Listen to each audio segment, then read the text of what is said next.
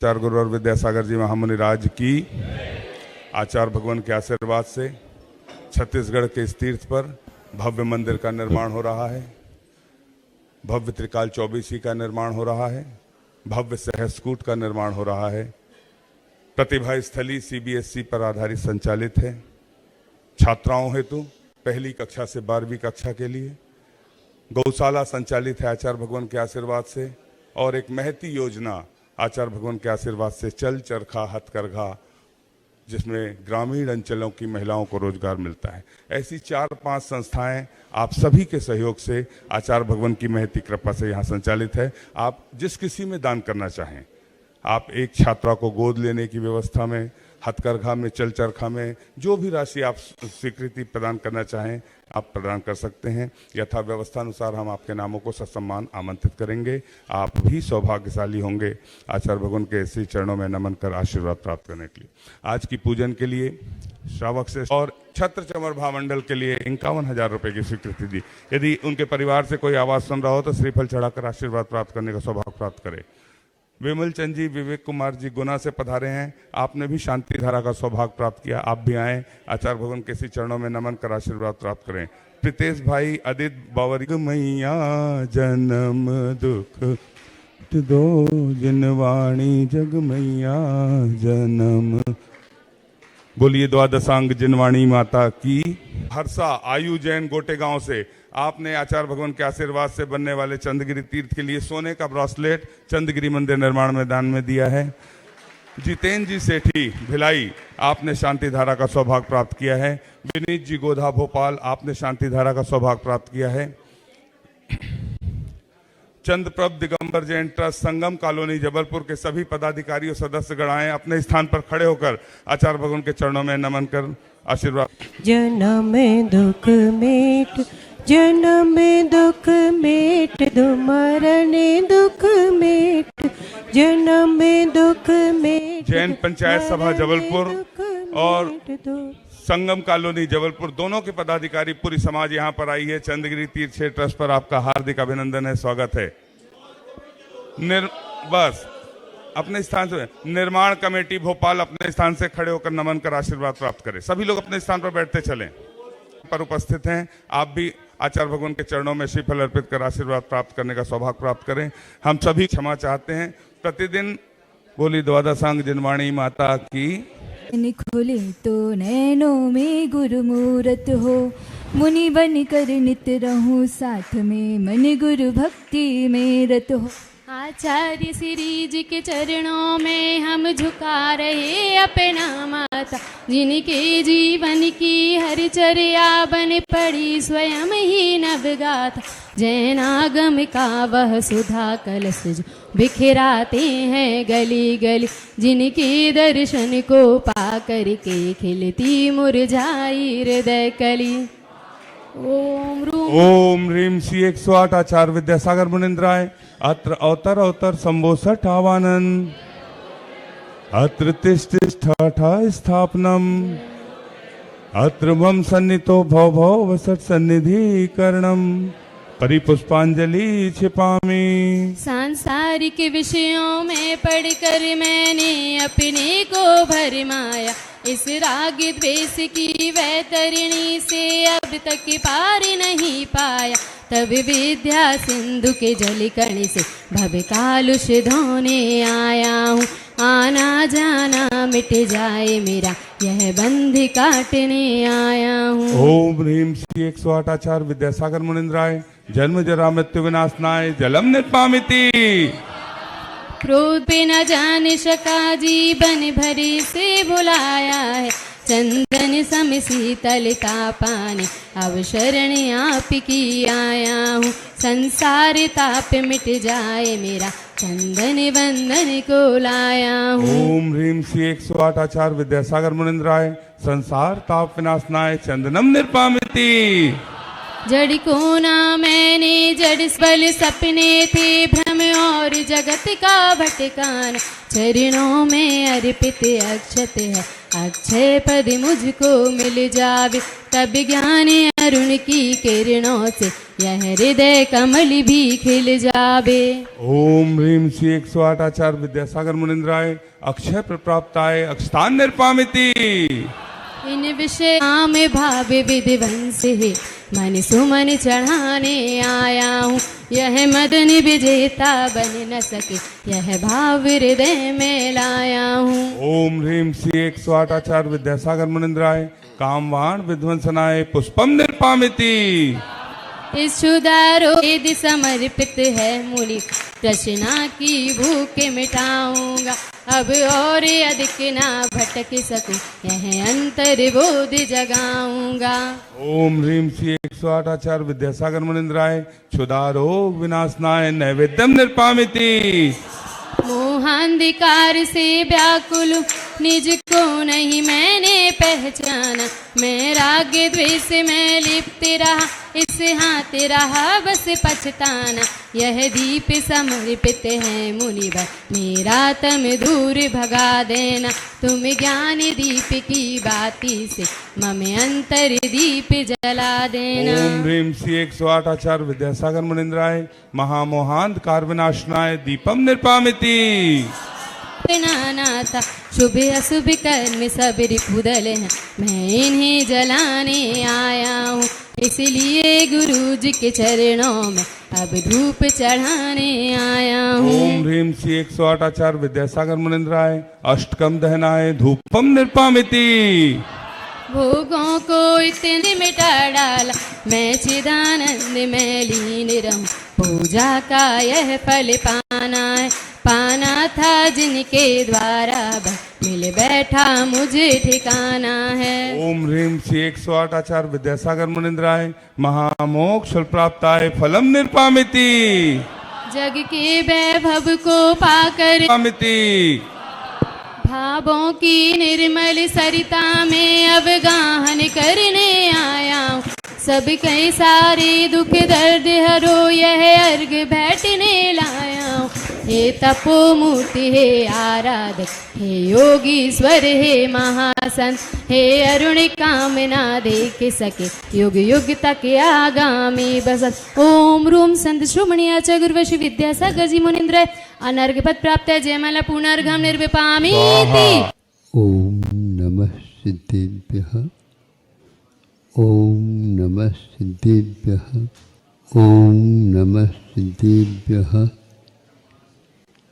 अहिंसा परमो धर्म की आचार्य गुरुवर श्री कुंद कुंद भगवान की, आचार्य गुरुवर श्री ज्ञान सागर मुनि महाराज की।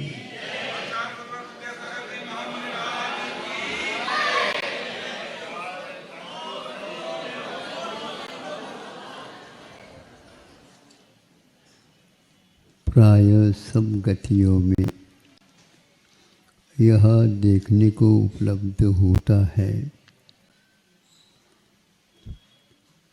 तिर्यंच गति में भी पशु और पक्षी की जाति में भी वे इस कार्य को भूलते नहीं। जब शिशु गर्भ से जन्म लेता है तो उसके शिशु के जो माता पिता हैं वो उसका रख रखाव, उसके विकास के लिए आवश्यकता के अनुसार जो घोंसला जिसको बोलते हैं या नीड़ बोलते हैं व्यवस्थित कर देते हैं। आप लोग इंजीनियर होकर के भी वैसा घोंसला नहीं बना सकते जैसे वे पक्षी बना लेते, और उसमें सर्दी गर्मी वर्षा इत्यादि से प्रबंध ऐसा होता है। यह किस दृष्टिकोण को लेकर के करते हैं? जब तक ये असमर्थ रहते हैं तब तक इतना ये तो है, लेकिन इसमें उनकी असमर्थता मुख्य नहीं, किंतु पशु और पक्षी एक प्रकार से अपने जीवन के बारे में भी सोचते हैं। ये हमारे अंत समय में अवश्य काम करेंगे। आप लोगों भी कहते हैं कि नहीं करते? बड़ी बड़ी दुकान खड़े कर देते हैं, इसलिए अंत समय में लड़का इसके कारण इससे बंधेगा, पैसा धन दौलत शादी ब्याह आदि आदि करके उसको बांधने की ये प्रक्रिया है। सब जगह ये चलता है। तो पशुओं में भी पक्षियों में भी देवगति इसके लिए एक प्रकार से अपवाद है। सभी लोग अपने स्वार्थ की दृष्टि से कुछ न कुछ सोच करके ही ये कार्य करते हैं।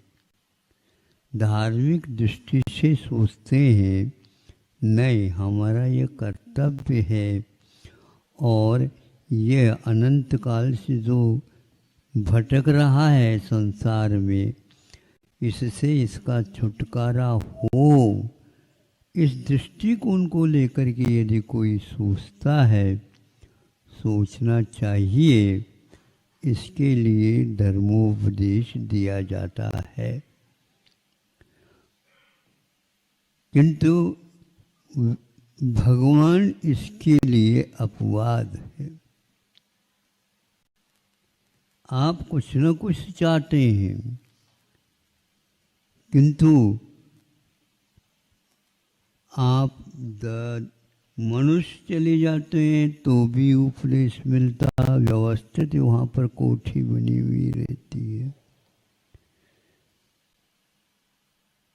तिर्यंच यदि चले जाते हैं तो भी वहाँ पर भी व्यवस्थित व्यवस्था की गई है।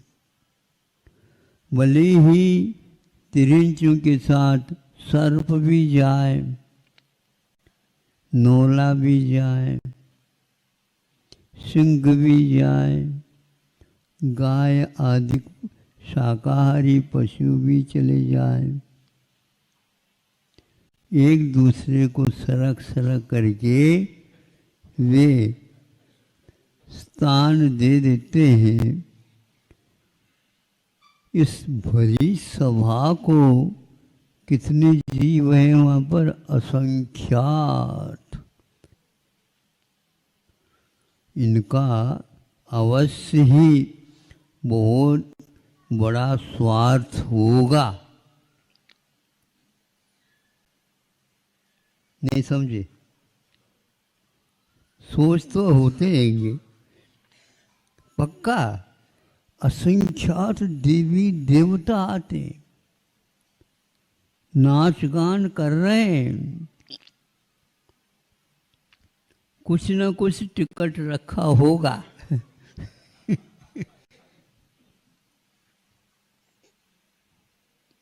किंतु देखते हैं यह कार्य वहाँ पर नहीं होता। आप वोट देते हैं, सांसद बनते हैं, विधायक बनते हैं, मंत्री बनते हैं, क्योंकि इसलिए आप देते हैं हमारा कोई कार्य ये कर लेंगे, हमारे लिए कुछ सहयोग मिल जाएगा, आदि आदि। किंतु भगवान स्वामी समंतभद्र महाराज जी ने इसके लिए एक श्लोक लिखा।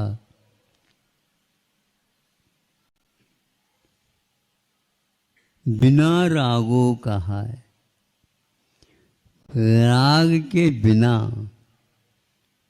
स्वार्थ के बिना वे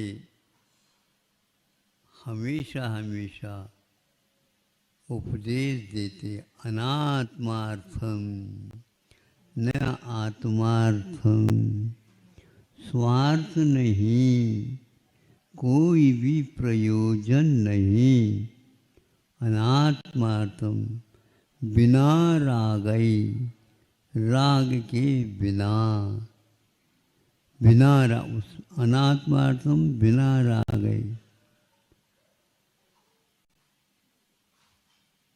ध्वनन शिल्पी करस्पर्शान, कैसे कि जैसे मूरज होता है, तबला होते हैं, उसके ऊपर शिल्पी उंगली चलाता है, स्पर्श करता है, तो उसमें से स्वर उभर जाता है, बोल बोलते लग जाते हैं। बिना राग, कोई राग है मूरज के पास? नहीं। जो ही स्पर्श होता शिल्पी के उंगलियों का, हाथ का, त्यों ही उनमें से जैसा शिल्पी भाव करता है उसी के अनुसार उसमें से ध्वनि निकल जाती है। तो आप लोगों की गर्दन यूं यूं झूलने लग जाती। बताओ तो सही है, नहीं होते? किसी ने आपको बताया? अनात्मार्थ, उस मृदंग के नीचे वह ध्वनि निकलती है, अनात्मार्थम बिना रागई। ये राग के बिना जो बजाता है, यह एक प्रकार से वीत रागता का द्योतक है। हमें कुछ भी नहीं चाहिए। अगर आप देंगे तो क्या देंगे बताओ? महाराज ये लो, सोना ले लो। यहाँ तो 24 घंटा हम जाग रहे हैं, सोना क्यों?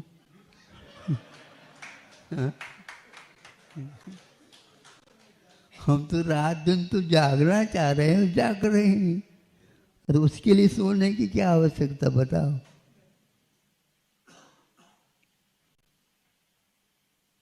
कुछ नहीं चाहिए। और खाने पीने की तो ले लो, हमेशा के लिए भूख समाप्त हो गई।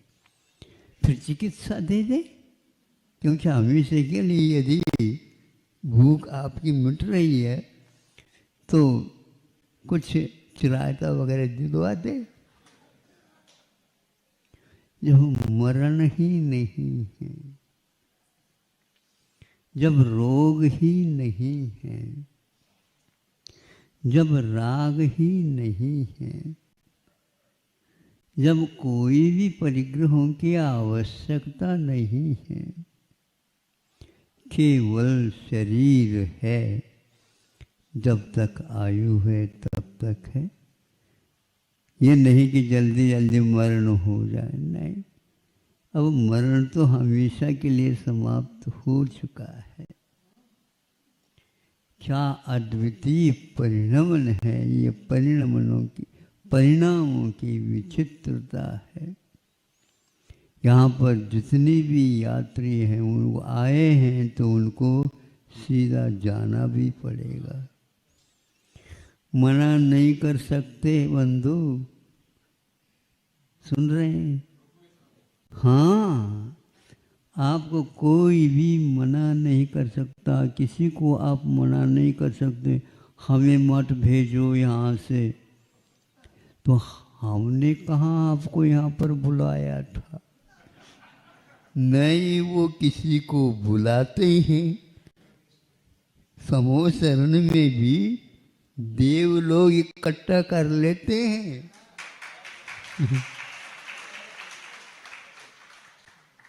हाँ, आप लोगों को भी संकेत देते होंगे कोई? नहीं, सब व्यवस्था है यहाँ पर चंद्रगिरी में। आप आइए, अपना परिवार सहित आइए। हाँ, ये बात है, यदि आप अपने स्वयं की थोड़ी सी व्यवस्था लेकर के आते तो अच्छा।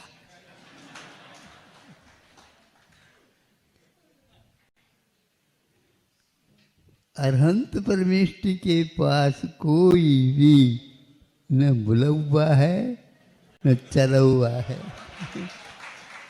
कोई नहीं। और जब उनको विहार करना होता, कौन सा संकेत मिलता क्या पता, राग तो उनके पास है ही नहीं। बड़ा अद्भुत है ये। न जाने की इच्छा, न आने की इच्छा, न बुलाने की इच्छा, न भेजने की इच्छा, कोई इच्छा नहीं। अनात्मार्थ, फिर भी जो उपदेश दे रहे हैं वो मार्मिक है। बिना राग आई, राग के बिना आपके कल्याण हेतु वे उपदेश देते हैं, बदले में कुछ भी नहीं चाहते हैं। स्वामी समंतभद्र महाराज जी ने रत्नगढ़ श्रावकाचार्य में भी लिखा है, तो स्वयंभू स्तोत्र में भी धर्मनाथ भगवान की स्तुति करते हुए वहाँ पर भी लिखा, 2400 भगवानों में बिना राग है। राग के बिना आप थोड़े से अभ्यास तो करो, 1 दिन 2 दिन, अष्टमी के दिन, 14 के दिन, पर्व के दिनों में करके देख तो लो। कोई बुलाएगा तो जाऊंगा, नहीं बुलाते तो बैठे रहेंगे वहीं पर रसोई के घर पर। रसोई के घर पर इसलिए तो भोजन तो करना है, धर्म ध्यान तो करना है, लेकिन फिर भी निरीह वृत्ति से उनका यह व्यापार वर्षों तक चलता है, पूर्व कोटि वर्ष तक कार्यक्रम उनका चलता रहता है। और असंख्यात देवी देवताओं का वहाँ पर जमघट बना हुआ रहता है। आने वालों की संख्या भी असंख्यात है, जाने वालों की संख्या भी असंख्यात है। और समय समय पर उनके प्रवचन, यहाँ पर तो बहुत आग्रह करना पड़ता है, बहुत अच्छा है आप लोग समूह शरण चले जाओ, वहाँ पर 4 बार एक दिन में, रात में भी, रात वहाँ पर होती ही नहीं, हमेशा दिन जैसा बना रहता है। रात में भी दिन करने वाले दिनकर भी नहीं होते, किंतु वे उनके कारण सब जगह व्यवस्था।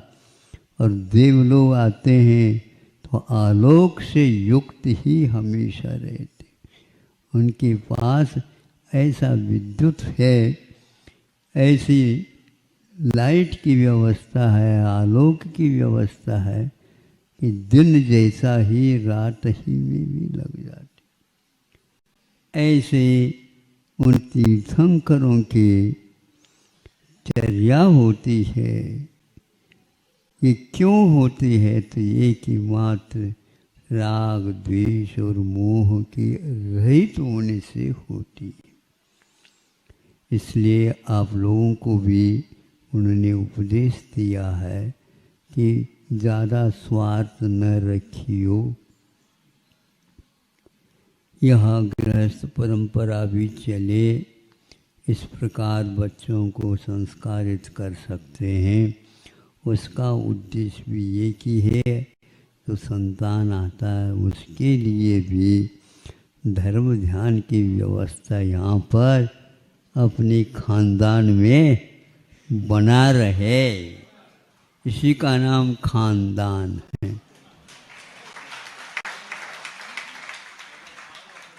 बिल्कुल बच्चों को और बच्चियों को, संतानों को विवाह के निमित्त से काम पुरुषार्थ के फलस्वरूप होते हैं, वयस्क हो जाते हैं तो उनको गुणानुरूप ही शक्ति के अनुसार उनका विवाह भी कर लिया जाता है।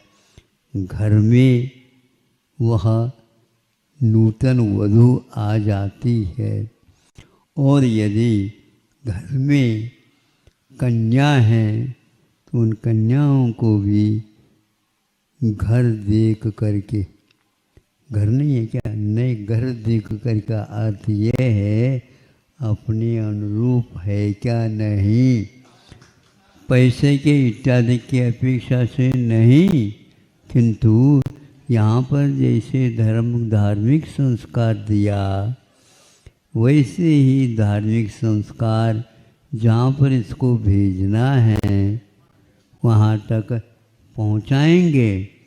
लेकिन कुछ लोग दहेज के लोभ में हाउ कह देते हैं, फिर बाद में कह देते हैं हम बुला देंगे अभी तो जाओ। अभी 1 महीना हो गया, 2 महीने हो गया, 3 महीने हो गए, शादी होने के 6 महीने हो गए, बुला हुआ ही नहीं यार। तो अब पिताजी क्या कहेंगे बताओ? बेटा चलो कोई बात नहीं, मैं और एक बार ले करके चली जाती। वहाँ पर वो कोई जवाब नहीं देते। इसीलिए इस प्रकार के संस्कार आप लोगों को अपने बच्चों के ऊपर दे देना चाहिए, जिसके द्वारा लोग ढूंढ ढूंढ करके आते हैं, ढूंढ ढूंढ करके आते हैं, लड़कों के लिए भी और कन्याओं के लिए भी, क्योंकि वहाँ पर ये धर्म ध्यान भी कर सकेंगे। यहाँ का वातावरण जैसा है वैसा ही वहाँ पर भी वातावरण है। मंदिर वगैरह पास हो तो और अच्छा होता है क्या? नहीं होता है, ताकि यह कार्य भी वे प्रतिदिन एक दिन सुबह भी शाम भी जब चाहे तब ये काम होता जाए। महाराज लोग भी जहाँ पर आते रहते हैं होते रहते हैं, वहाँ पर हो तो फिर कहना ही। लेकिन ये सारी की सारी व्यवस्था जहाँ पर हमेशा समूह शरण ही घूमता रहता है, कितना आनंद आता होगा। महाराज सुनते समय ही इस प्रकार आनंद आ रहा है, आंखों से देखेंगे तो फिर कितना आनंद होगा। हाँ, ऐसे विचार, ऐसे ही आचार, ऐसे ही शास्त्रों का पठन पाठन, कथाएं आदि आदि, पुराण पुरुषों की कथाएं, पुराण पुरुषों के जीवन व्रत आदि पढ़ें सुने तो ऐसा लगेगा कि यहाँ का वातावरण वहाँ का वातावरण बहुत अंतर है। इतना ही पर्याप्त है। ध्वनन शिल्पिकरस्पर्शान मुरुजः किमपेक्षते, ये बहुत महत्वपूर्ण है। मुनि महाराजों के जीवन में भी इसी प्रकार की वृत्ति आना चाहिए। गृहस्थों में भी सांसारिक स्वार्थ ही मात्र मुख्य नहीं होना चाहिए, प्रधान नहीं होना चाहिए। ये सब गौण, किंतु धार्मिक अनुष्ठान ही प्रधान होना चाहिए, जिसके द्वारा अगला भव सुधर जाए। अहिंसा परमो धर्म की जय।